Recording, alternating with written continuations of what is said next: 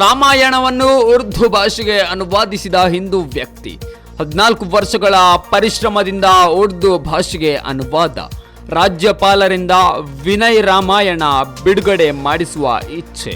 ದೇಶ ವಿದೇಶಗಳ ಹಲವು ಭಾಷೆಗೆ ಅನುವಾದವಾಗಿರುವ ಪ್ರಸಿದ್ಧ ಹಿಂದೂ ಮಹಾಕಾವ್ಯ ರಾಮಾಯಣ ಇದೀಗ ಉರ್ದು ಭಾಷೆಯಲ್ಲೂ ರಚಿತವಾಗಿದೆ. ಉತ್ತರ ಪ್ರದೇಶದ ಸಾಹಿತ್ಯಾಸಕ್ತ ವ್ಯಕ್ತಿಯೊಬ್ಬರು 14 ವರ್ಷ ಶ್ರಮವಹಿಸಿ ಈ ಧರ್ಮ ಗ್ರಂಥವನ್ನು ಅನುವಾದಿಸಿದ್ದಾರೆ. ಬಾರಾಬಂಕಿಯ ವಿನಯ್ ಬಾಬು ಎಂಬುವರು ಈ ಕಾರ್ಯವನ್ನು ಮಾಡಿದ್ದಾರೆ.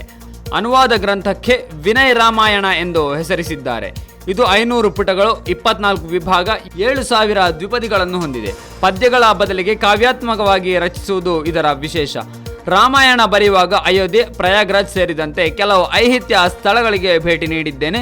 ಹಿಮಾಲಯಕ್ಕೂ ಹೋಗಿದ್ದೇನೆ. ಉರ್ದುವಿನಲ್ಲಿ ಗ್ರಂಥವು ಮುದ್ರಣಗೊಂಡಿದೆ. ಅದನ್ನು ರಾಜ್ಯಪಾಲರಿಂದ ಬಿಡುಗಡೆ ಮಾಡಿಸುವ ಉದ್ದೇಶ ಇದೆ ಎಂದು ತಿಳಿಸಿದ್ದಾರೆ.